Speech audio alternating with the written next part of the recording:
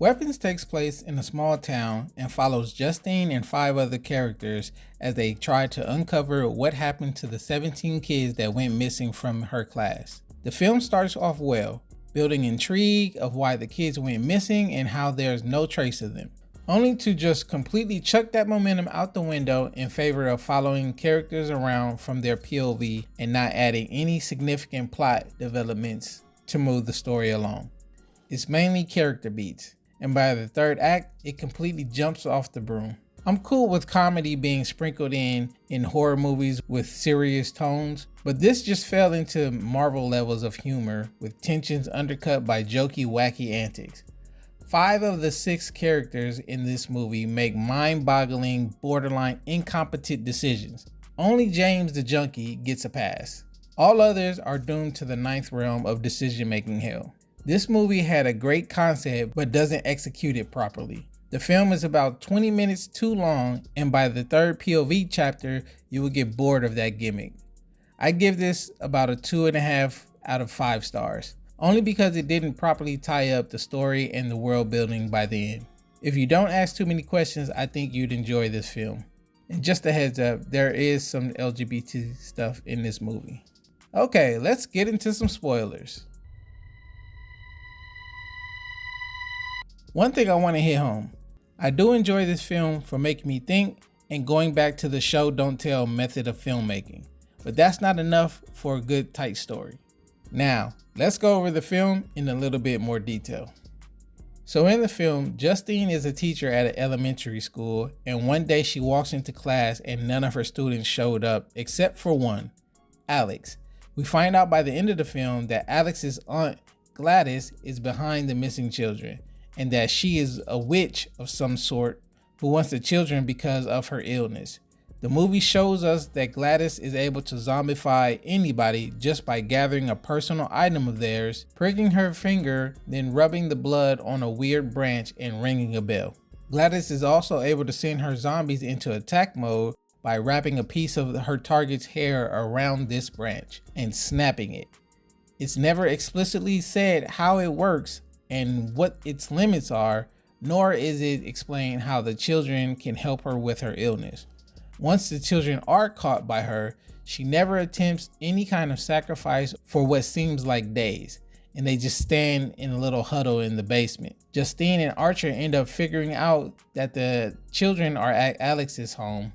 Meanwhile, Gladys is preparing to do some kind of ritual and sets up salt traps throughout the house that, when crossed, will make the zombies attack those who have crossed it.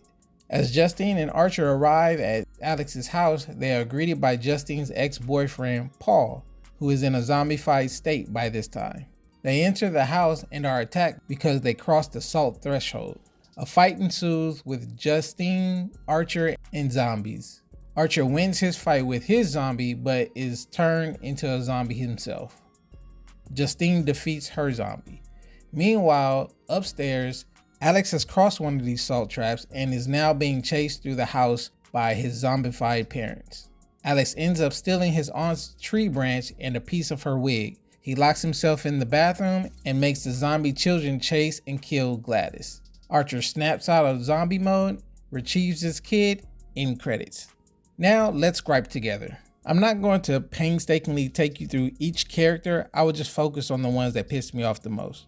Starting with Archer. Archer is omnipotent. He just knows what to do in every situation. So shortly after the kids go missing, Archer suddenly has this bright idea to do some sort of triangulation after watching a Ring video of his son leaving the house and looking at a nearby radio tower. Why, you say? Could it be that he has a background in communication or he is a former investigator? No. Archer is a fucking construction contractor. So, how in the hell did he come up with this, let alone know the second point to circle on the map? Moving along. So towards the end of the film, after Archer and Justine enter Alex's house, Archer somehow knows what the salt trap does and tries to warn Justine before she steps over it, to no avail. Archer is subsequently turned into a zombie, but is later freed. After he wakes up from his zombie mode, instead of searching the house like a normal person would, since that's the last place you were and that's the last place you saw your son before you turned zombie. No, instead he wakes up and follows the trail of destruction the kids left behind from chasing Gladys. Walks through a couple's house as they make dumb comments, which leads him to his son. He takes his son, doesn't wait for the police to come, nor to make sure that the kids who were standing there with his son are okay. Mind you, his son and company are found standing around the witch's mangled body, and Archer doesn't even react to this. Movie, what are we doing? Add some believable characters in here with a somewhat moderately normal reaction to a situation that they have never encountered before, or at least account for Archer's stone cold reaction by letting the audience know he has seen worse or something. Now, hopping over to Marcus. Marcus has to be the dumbest character of the batch.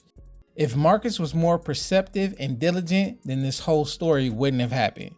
So during Marcus's chapter of the film, Marcus was telling his Aunt Gladys that he needs to meet with Alex's parents for a welfare check. Initially, Gladys is like no, because earlier she zombified Alex's parents, but is later forced to bring the parents in because Marcus won't take no for an answer.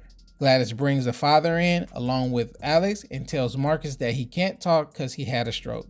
Mind you, Alex's father is pale while looking and sitting awkwardly.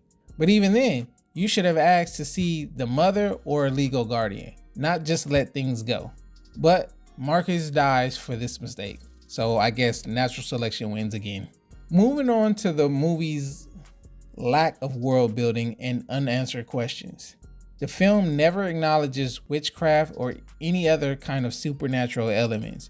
Once this supposed element is presented, it's never expounded upon. We have the aforementioned attributes that I stated earlier, but no clear understanding of how zombifying works, where it comes from, who's able to use it, or anything. Ultimately, you never find out why Gladys is there. A lot of her story can be inferred, but it really needs to be spelled out or at least shown. Why did she need these kids? Was it to prolong her life? Is she centuries old? Why, when she got the kids and had them in the basement, did she not proceed with her plan? What toll does this magic take on her body? How long does the zombifying last? How long do you have to be zombified before it cannot be reversed? Because Archer came out of it. You could have easily had Gladys deliver a line to Alex earlier in the movie, scaring him even more and solidifying his motivation to stay quiet and help his parents by having her say, "The longer they are in this state, the harder it is to reverse." These are questions that I need answers to, or at least alluded to. I can deal with unanswered questions for a follow-up film, but I have to know the villain's motivation by the end and have a solid understanding of the rules of this universe. Another little nitpick I have is that there were 6 character plot lines to follow until they all converge. Some were entertaining, but ultimately bloated the movie's runtime. And it seems like the only parent that is grieving in this film is Archer.